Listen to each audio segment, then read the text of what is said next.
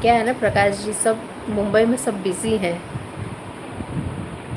यहाँ बहुत ही रश वाली ज़िंदगी है, दौड़ भाग वाली ज़िंदगी है।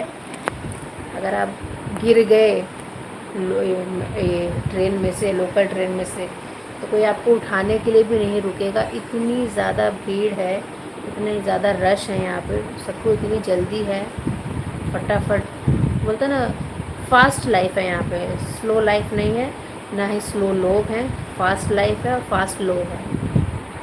जैसे लोकल एक एक 2-2 मिनट में आती है, लोग भागते हैं इधर से उधर, वैसे यहाँ पे सबकी लाइफ भी है, कोई किसी के लिए रुकता नहीं है।